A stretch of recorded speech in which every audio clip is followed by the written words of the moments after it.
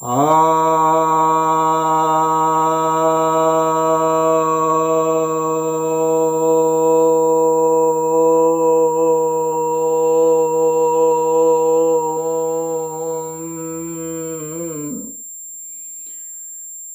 भक्तजनों को सप्रेम नमन।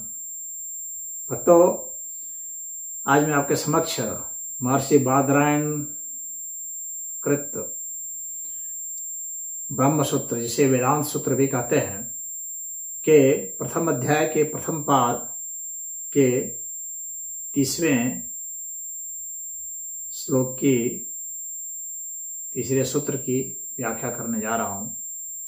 यह जो तीसरा सूत्र है, यह कह रहा है, शास्त्र दृष्टया तुपदेशो वामदेववत्, अर्थात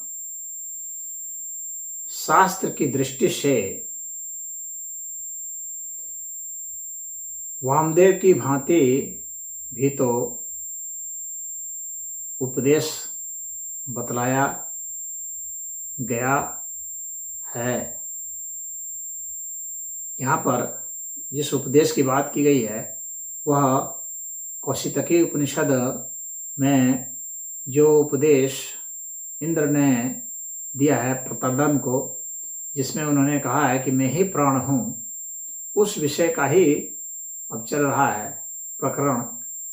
तो वहाँ पर वे कह रहे हैं कि मैं ही प्राण हूँ, तो आखिर किस आधार पर वे कह रहे हैं? और वह कि मैं ही प्राण हूँ, और वे कह रहे हैं कि मेरी ही पूजा करो। तो श्रुति में भी कहा गया है कि इंद्र कह रहे हैं कि मेरी ही पूजा करो, और सामने में प्रकट होकर के कह रहे हैं, प्रतर्दन को कह रहे हैं। तो वहाँ पर तो अगर एक दृष्टि से देखा जाए तो मूर्ति पूजा की झलक श्रुति में तो आ रही है। जो कुछ लोग कहते हैं मूर्ति पूजा की आलोचना करने वाले और अपने को वेद सम्मत बतलाने वाले कहते हैं, तो उनको भी यह समझना चाहिए कि मूर्ति पूजा का प्रकरण कौशितकी उपनिषद में तो बताया जा रहा है, जहां पर के इंद्र कह रहे हैं कि मेरी ही उपासना करो, और वो साकार रूप में प्रकट होकर के प्रतर्दन को कह रहे हैं। तो एक बात तो वह हुई। दूसरी बात कि वहां वे कह रहे हैं प्राण स्वरूप में ही हूं, इंद्र कह रहे हैं प्रतर्दन को। तो यहाँ पर उसी का एक निदान दिया गया है, समाधान दिया गया है कि वहां पर उसका क्या मायने मतलब है। तो उसका एक और अर्थ यहाँ पर बादरायण जी बता रहे हैं। तो यहाँ पर उन्होंने वामदेव का उदाहरण दिया है, इनसे उनकी तुलना की है और कहा है कि वामदेव को जिस तरह से वामदेव ने जिस तरह से घोषणा की, उसी तरह से इंद्र ने भी घोषणा की। तो वामदेव की जो घोषणा है, यह बृहदारण्यक उपनिषद में वर्णित है। और बृहदारण्यक उपनिषद में जो वामदेव कह रहे हैं, तो वे क्या कह रहे हैं, तो हम देखते हैं बृहदारण्यक उपनिषद का जो प्रकरण है, उसमें वे कह रहे हैं, यद यो यो देवानां प्रत्यबुध्यत स एव तद्भवत् अथ ऋषीणां तथा मनुष्याणां तद्धेत पश्यन् ऋषिर्वामदेवः प्रतिपेदः मनुर्भवं सूर्यस्य इति।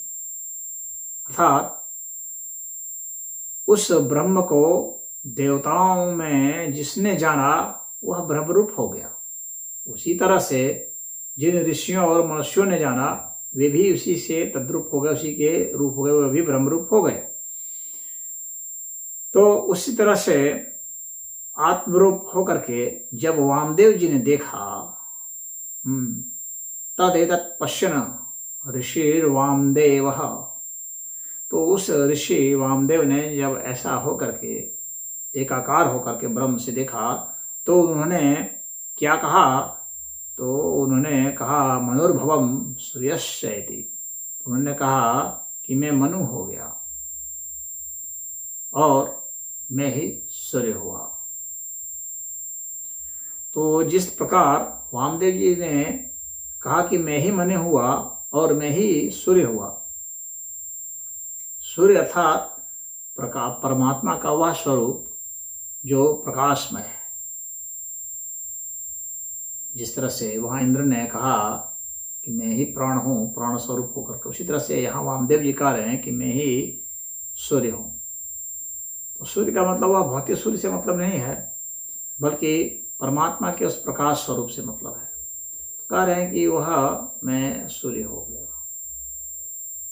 और जो परमात्मा का ऐसे भी मतलब दिखा लेंगे तो परमात्मा ही सब कुछ है। तो ये भौतिक सूर्य और जितने भी प्रकार के ब्रह्मांड में सूर्य हैं वे हो सकते हैं।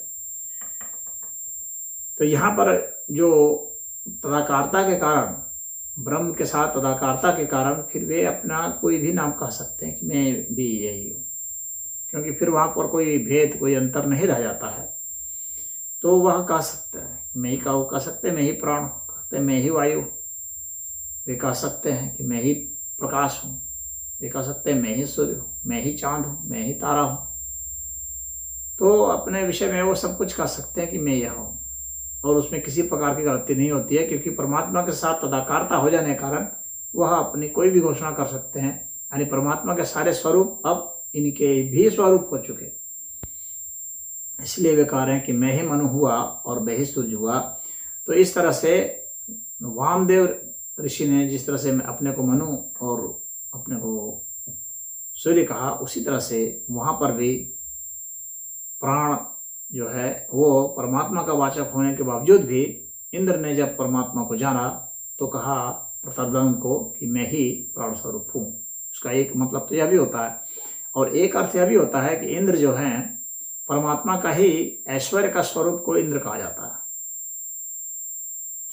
और इंद्रियों के राजा को भी इंद्र कहा जाता है।